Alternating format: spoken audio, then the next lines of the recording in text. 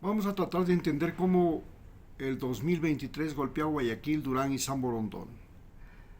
Ya Guayaquil había sufrido el drama de la pandemia, y que era un espectáculo, las muertes en las casas, en las calles, en los hospitales, un desastre. Pero tuvo menos muertos que Quito.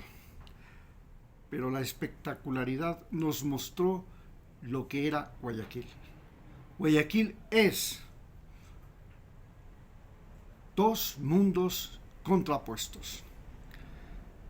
En un mundo es la ciudad de San Borondón, el barrio rico, amurallado, que ahora pone y quita presidentes en el Ecuador.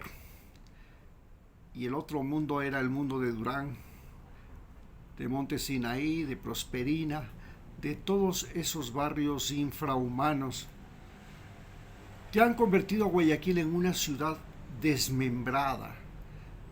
Cada barrio es una ciudad, cada barrio tiene un cacique, cada barrio tiene un dueño, una mafia, un cartel que es propietario de ese barrio, de ese puerto, de esa orilla, de esa calle, de ese parque.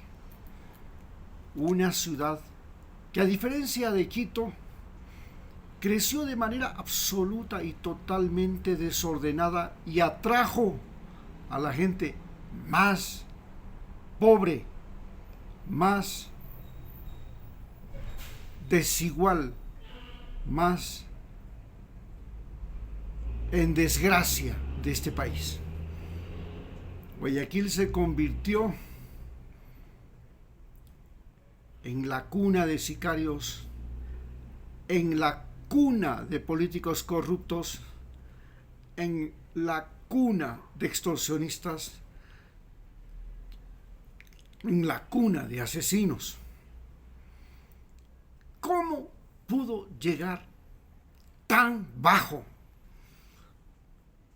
Porque sencillamente la gente rica de Guayaquil es la única que tiene autoestima y estima su propia vida y la vida ajena. Pero la estima porque tiene, como dicen allá, full billete. Una casa de lujo, una piscina, el auto de lujo, el viaje a Miami, todo eso que es extraordinariamente confortable. En las narices de ellos, cruzando el río Guayas en Durán, está la gente que no tiene autoestima, que no tiene, que piensa que ni su propia vida ni la vida ajena vale un comino, un minuto más, que le da lo mismo vivo o muerto. Esa gente es la gente que, para aplacar el hambre, toma alcohol, fuma, droga, aspira, pegamento, porque eso le quita el hambre, y sacrifican el cerebro porque les duele menos perder el cerebro que aquel dolor de hambre que les ruñe las entrañas. ¿Cómo llegamos a tener una ciudad de casi 3 millones de seres humanos, de los cuales el 90% sobrevive con lo que cada día puede encontrar? Sea en el basurero, sea pidiendo caridad, sea haciendo algún trabajito ocasional, sea vendiendo agua, sea vendiendo, lustrando zapatos, sea haciendo lo que sea, prostituyéndose, asesinando, robando. El asunto es que hoy hay que llenar el buche. Lo que hoy gocé, mañana no sé. A ese punto llegamos porque durante 200 años Guayaquil primero se convirtió en la madriguera de los contrabandistas, de los piratas, primero piratas del mar y después los propios piratas del río Guayas.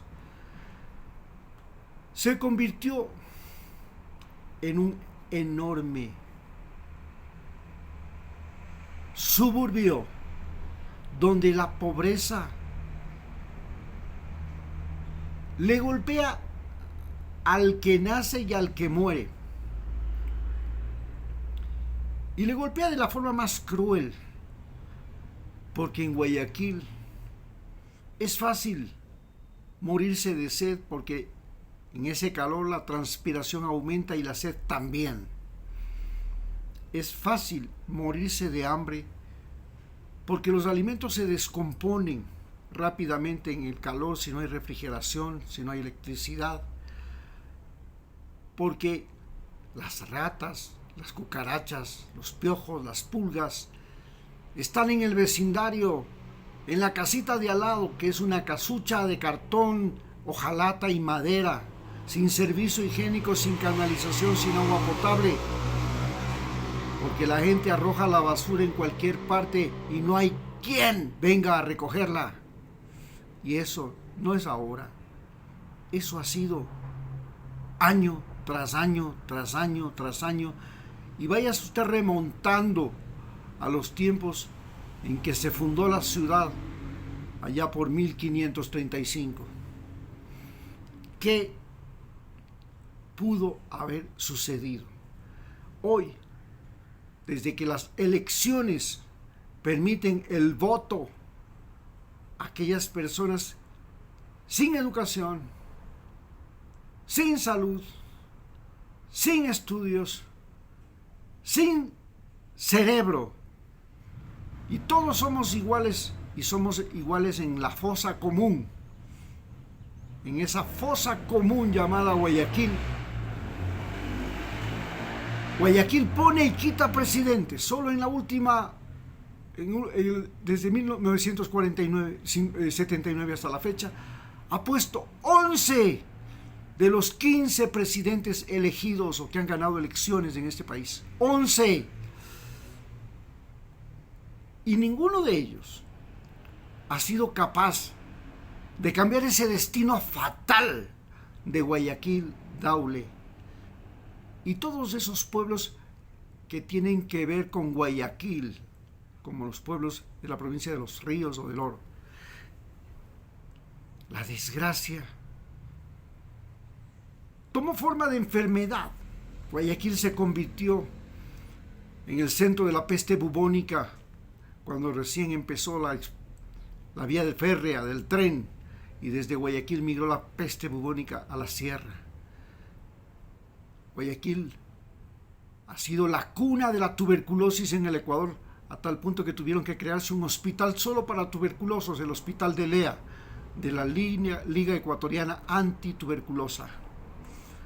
Guayaquil es el lugar donde la miseria se ha convertido en negocio de la Junta de Beneficencia de Guayaquil para llenar hospitales, donde la miseria, el contrabando, el agua, la luz, los servicios públicos, todos son negocios, todos son ingresos extraordinarios para los funcionarios públicos, para los que cobran impuestos, para los que manejan la ciudad, para aquellos que hacen urbanizaciones, calles, canalización, agua, para los pueblos, pero lo hacen con sobreprecio. Hacen carreteras como la vía perimetral para que los terrenos de la periferia suban de precio, pero antes de hacer la vía perimetral ya han comprado todos los terrenos y luego los venden. Es el negocio de la administración pública en Guayaquil. Lo fue en el tiempo de León Febres Cordero, lo fue en el tiempo de Nebot. Es la Roma en decadencia de Ecuador. Una ciudad que ahora tiene millones de habitantes sometidos al circo más estupefaciente que existe, que se llama el fútbol. Allá, mientras que en Quito se analiza y se discute la política, y la política es un vicio, allá las apuestas de caballos y las apuestas del fútbol, la asistencia al estadio, el mito del equipo, los tiene ciegos, tontos, mudos, los ha convertido en unas simples ovejas que van camino al camal, a ese camal llamado Guayaquil, donde solamente el día de ayer en Durán ya hubieron 7 asesinatos por sicariato.